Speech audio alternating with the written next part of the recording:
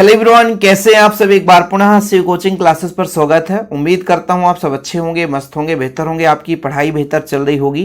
Class 12 chemistry NCERT में chapter number 7 चल रहा है, जिसमें आज हम बात करेंगे एल्कोहल के भौतिक गुण के बारे में, जो कि काफ़ी महत्वपूर्ण है बच्चों। और इसमें से जो भी इंपॉर्टेंट चीज़ें होती है जो एग्जाम में आने वाला होता है, तो मैं उसको मेंशन कर देता हूँ। हाँ, वीडियो को अंत तक देखेंगे तभी समझ में आएगा भाई क्वेश्चन कैसे पूछे जाते हैं। क्योंकि हमेशा आप लोग कमेंट्स में कहा करते हैं कि सर इससे क्वेश्चन कैसे आएगा, वो बताया करिए। तो बिल्कुल निश्चिंत रहा करें, सारा चीज़ मैं क्लियर कर देता हूं, लेकिन जो बच्चा लास्ट तक देखता है तभी उसको समझ में आता है।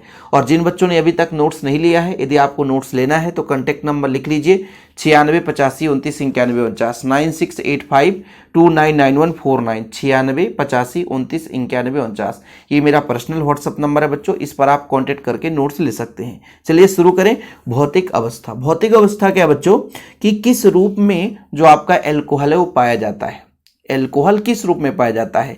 तो जो निम्नतर सदस्य होते हैं, मतलब जिनका परमाणु भार कम होता है, छोटा होता है, यानी निम्नतर सदस्य जिसे बोलेंगे बच्चों, जैसे CH3OH हो गया, आपका CH3OH हो गया, एक कार्बन का यहाँ पर एल्कोहल हो गया, C2H5OH हो गया, C2H5OH हो गया। ये निम्नतर सदस्य के एल्कोहल कहलाएंगे बच्चों, है ना। ये रंगहीन चलित द्रव हैं। एवं उच्चतर सदस्य जैसे मोम जो होता है बच्चों, मोम होता है ना, तो उच्चतर सदस्य मोम जैसा ठोस और गंधहीन होते हैं। यानी निम्न अणुभार वाले जो एल्कोहल होते हैं वो कैसे होते हैं? द्रव अवस्था में पाए जाते हैं। लेकिन उच्चतर सदस्य वाले जो आपके एल्कोहल होते हैं वो मुख्य रूप से ठोस और गंधहीन मोम जैसे पाए जाते हैं। अब यदि कभी कहा जाए कि भौतिक अवस्था से क्वेश्चन कैसे बनेगा, तो रिक्त स्थान वाले क्वेश्चन बन सकते हैं, या मान लीजिए ऑब्जेक्टिव क्वेश्चन में क्वेश्चन बन सकता है बच्चों कि एल्कोहल के निम्नतर सदस्य किस अवस्था में पाए जाते हैं, तो चलित द्रव के रूप में पाए जाते हैं। और एल्कोहल के उच्चतर सदस्य किस रूप में पाए जाते हैं? मोम अथवा गंधहीन यानी ठोस अवस्था में पाए जाते हैं, यानी मोम जैसे ठोस अवस्था में पाए जाते हैं। ये आपका ऑब्जेक्टिव क्वेश्चन यहाँ से बनता है। ठीक है बच्चों, चलिए दूसरा भौतिक गुण है बच्चों कि यहाँ पर जो निम्नतर सदस्य होते हैं एल्कोहल के, वो मीठी गंध युक्त होते हैं एवं जलने के स्वाद वाले होते हैं। ये जलने के स्वाद वाले का मतलब ये होता है जैसे कोई पदार्थ जल जाता है तो उसका स्वाद जैसा होता है, ऐसे ही निम्नतर एल्कोहल के स्वाद होते हैं। अब हमने चखा तो नहीं है, हो सकता है कोई चखा हो, तो जिसको पता हो भाई तो बताना कैसा होता है। निम्नतर सदस्य, वैसे तो एल्कोहल है, एल्कोहल आप सबको पता होगा कि कड़वा ही होगा। एल्कोहल जो होगा वो कड़वा ही होगा। जैसे आप लोग अपने देहात गांव में जब सीजन आता है ना फाग का, है ना, होली का बच्चों, तो आप लोग देखते हैं आस पड़ोस हर जगह एल्कोहल का सेवन किए हुए रहते हैं। और आज भी आप लोग मार्केट में जाइए तो खुला देसी शराब, विदेशी शराब बिकता रहता है, कोई दिक्कत नहीं है ना। तो वहाँ पर भाई एल्कोहल तो कड़वा होता ही होता है, आप किसी से पूछ लेना। तो जलने के स्वाद जैसा होता है। जो निम्नतर सदस्य एल्कोहल होते हैं उनमें बच्चों जैसा जलने का, जैसे कोई खाना जल जाता है, वो जो स्वाद होता है लगभग उसी के स्वाद के जैसा होता है। आप लोग चखिएगा मत कि सर ने कहा तो हम चख ही लेते हैं, ऐसा नहीं है। ठीक, तो यहाँ पे बच्चों आप लोगों को भौतिक अवस्था में क्वेश्चन तैयार रखना है कि निम्नतर सदस्य किस अवस्था में पाए जाते हैं, चलित द्रव, और उच्चतर सदस्य मोम जैसे ठोस अवस्था में पाए जाते हैं।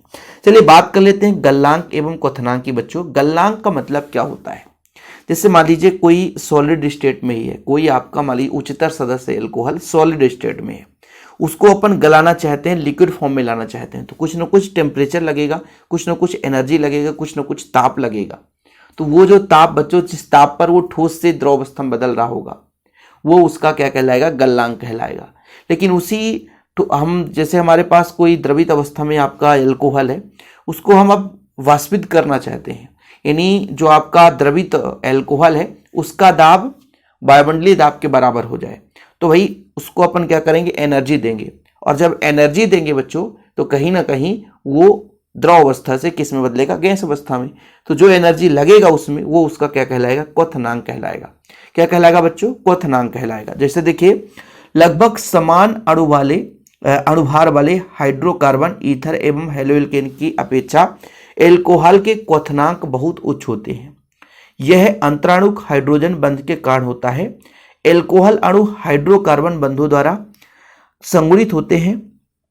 यहां पर बच्चों आप लोग हाइड्रोजन बंध लिख लेना, हाइड्रोजन बंध द्वारा संगुणित होते हैं। हाइड्रोजन बंध द्वारा संगुणित होते हैं, जिनकी ऊर्जा लगभग 5 से 10 किलो कैलोरी प्रति मोल होती है। अतः इन अणुओं को पृथक्करण हेतु अतिरिक्त ऊर्जा की आवश्यकता होती है, जिसके कारण क्वथनांक में क्या होती है, वृद्धि होती है। अब आप समझिए, यहाँ पे ये बोला गया है कि जैसे लगभग समान अणुभार वाले हाइड्रोकार्बन है और उसी तरीके से ईथर बना है, उसी का एल्कोहल बना है, तो एल्कोहल का ईथर के अनुपात में ज्यादा क्वथनांक होता है, यानी जो आपका एल्कोहल है उसका क्वथनांक उच्च होता है। ऐसा क्यों? क्योंकि जो एल्कोहल होते हैं बच्चों आपस में हाइड्रोजन बंध से बंधे रहते हैं, और हाइड्रोजन बंध से बंधे होने के कारण इनको तोड़ना थोड़ा सा कठिन होता है।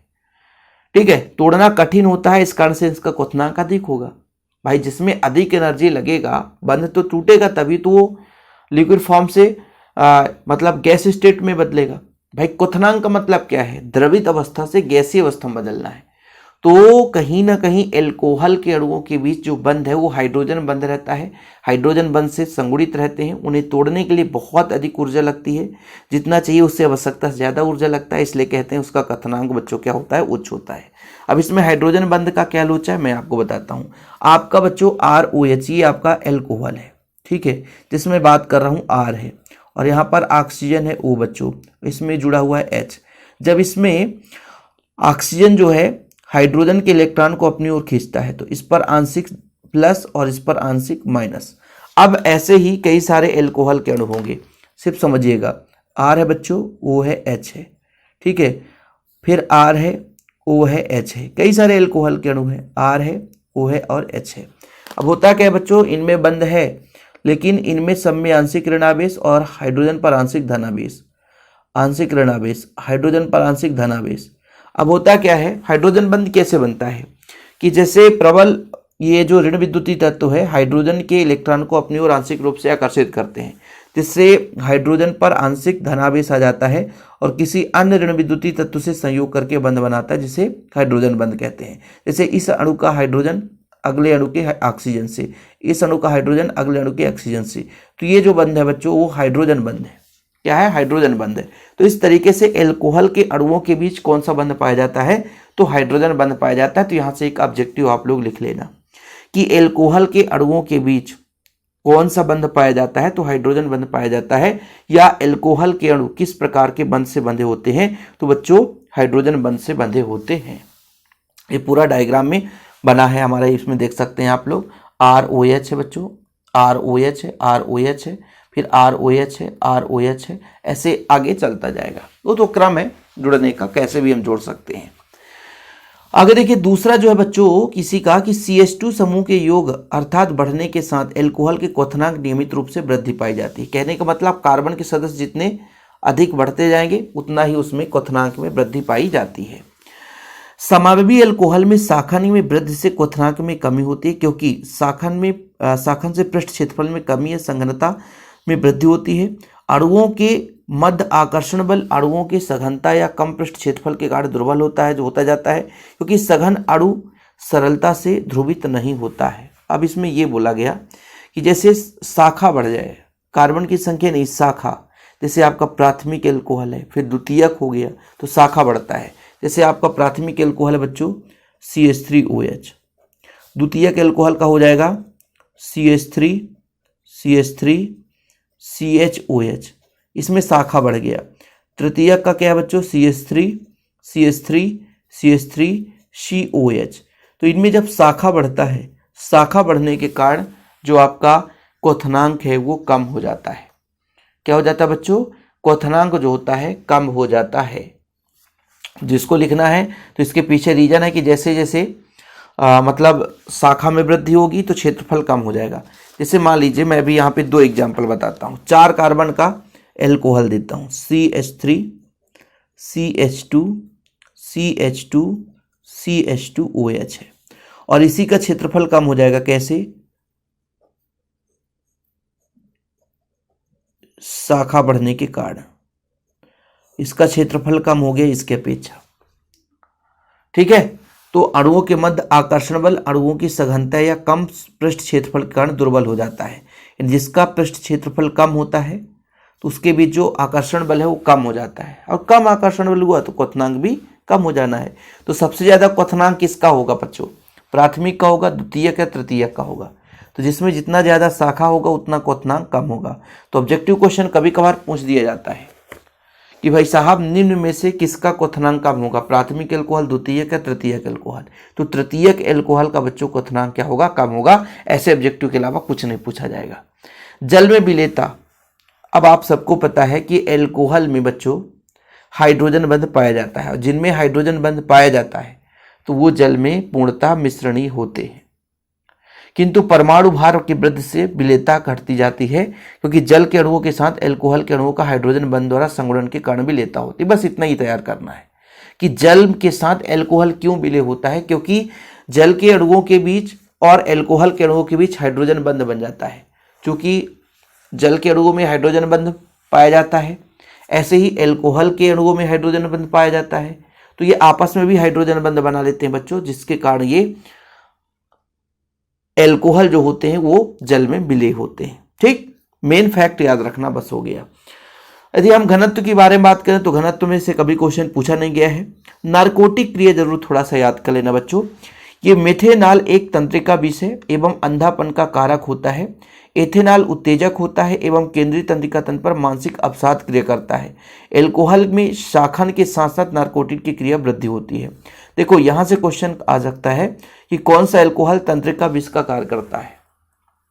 लिख लो भाई, केवल ऑब्जेक्टिव क्वेश्चन ही यहां से पूछा जाएगा।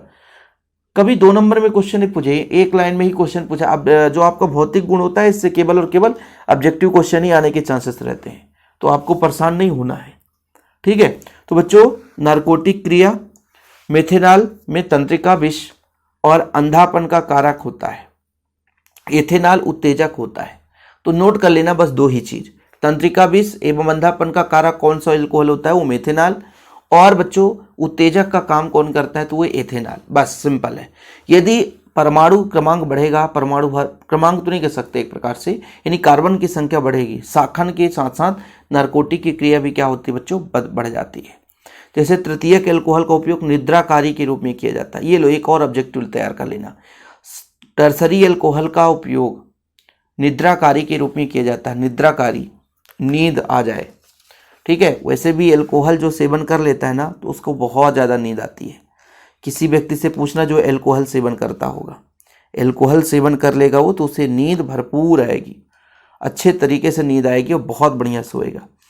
ठीक है, तो भैया आप लोग संपर्क बना लेना, जो एल्कोहल लेता होगा उससे थोड़ा सा और लक्षण मिल जाएगा। लेकिन फिलहाल आपके सिलेबस के अकॉर्डिंग जितना भी आपके सिलेबस में जो काम का वो आप पढ़ो, बाकी भाई साहब एक्स्ट्रा क्या मतलब है ना। चलिए, और आप लोग नोट्स नहीं लिए तो कांटेक्ट नंबर आपको यही नोट्स दिया जाता है बच्चों, 968529 91 29 मेरा पर्सनल नंबर है। जिन बच्चों को नोट्स लेना है तो कांटेक्ट जरूर करें। फिलहाल अभी के लिए इतना ही। जय हिंद, वंदे मातरम।